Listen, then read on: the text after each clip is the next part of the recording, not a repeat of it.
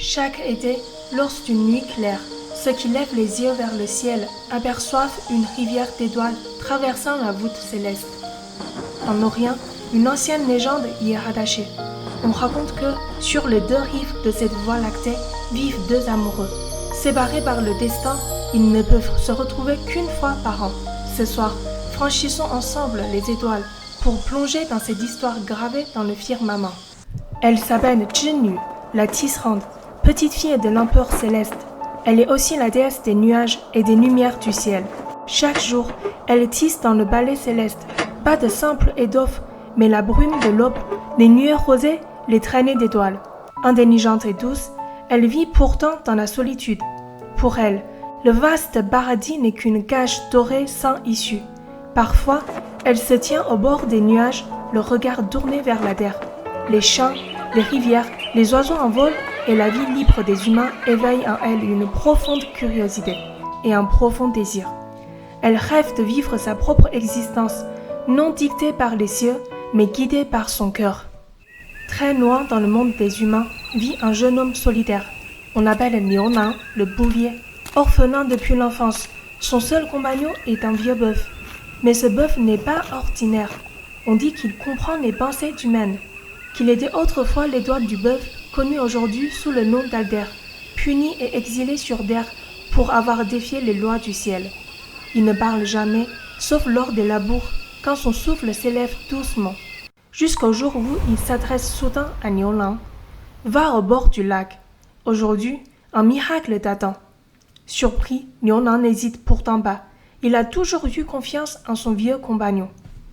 C'est un après-midi d'été. Le vent caresse la surface du lac. Les roseaux frémissent doucement. Zhinyu et ses sœurs descendent du ciel pour se baigner dans l'eau claire du lac. Leur rire clair résonne dans l'air. Et là, les regards de Liu Nan et Zhinyu se croisent. Les sœurs de Zhinyu s'envolent aussitôt, effrayées. Mais elles restent, car dans les yeux de ce jeune homme, elles ne voient ni désir ni peur, mais une tendresse silencieuse et d'une solitude qui fait écho à la sienne. Liu Nan, lui, n'ose pas s'approcher. Il la regarde de loin, comme on regarde un rêve qu'on ose toucher. Et c'est Zhinyu qui fait le premier pas. Elle lui confie qu'elle est lasse des cieux et qu'elle veut essayer une vie parmi les humains. Et ainsi, Zhinyu reste sur terre et devient l'épouse de Liu Nan. Ensemble, ils cultivent la terre, tissent des étoffes. Leur jour commence au lever du soleil et se termine à la tombée de la nuit. La vie est rude, mais infiniment plus libre que la solitude céleste. Ils ont deux enfants et leurs rires emplissent leur modeste foyer. Mais ce bonheur, les cieux ne peuvent le tolérer. Un jour, les nuages noirs s'amoncellent et le tonnerre gronde. Les soldats célestes descendent du ciel menés par la reine-mère, souveraine du ciel dans la mythologie chinoise. Elle vient reprendre Zhinyu, car l'amour entre un immortel et un humain est un crime contre les lois célestes. Liu Nan, tenant ses deux enfants dans ses bras, se lance à la poursuite de Zhinyu. Son vieux bœuf, qui est en réalité une étoile déchue, accomplit un ultime acte de sacrifice et se transforme en une cape magique qui permet à Liu Nan de s'envoler vers le ciel. Mais la reine-mère, d'un geste de son épingle dorée, trace une rivière immense, la voie lactée. Un gouffre infranchissable se forme entre eux. Liu Nan appelle de toutes ses forces, mais il ne peut plus l'attendre. Zhinyu s'éloigne.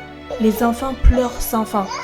De l'autre côté de la voie lactée, Zhinyu pleure à chaudes larmes. Elle ne regrette pas d'être descendue sur terre, mais elle ne peut vaincre la séparation imposée par le destin. Leur amour fidèle et leur chagrin touchent le cœur de tous les êtres.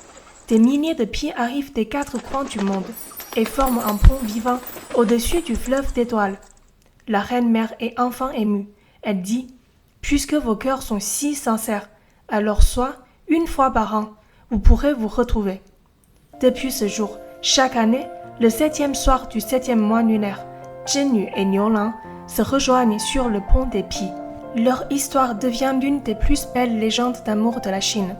Les deux étoiles les plus brillantes de part et d'autres de la Voie lactée portent aujourd'hui leur nom, l'étoile du bouvier et l'étoile de la tisserande.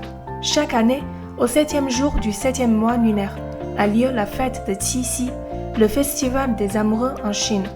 Ce jour-là, On lève les yeux au ciel et on souhaite un amour fidèle et éternel.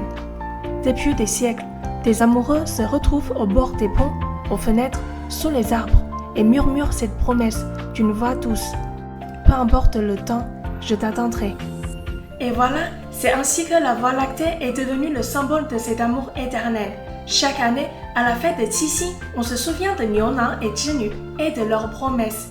Si vous aimez les légendes chinoises, abonnez-vous et continuez le voyage avec moi. À la prochaine!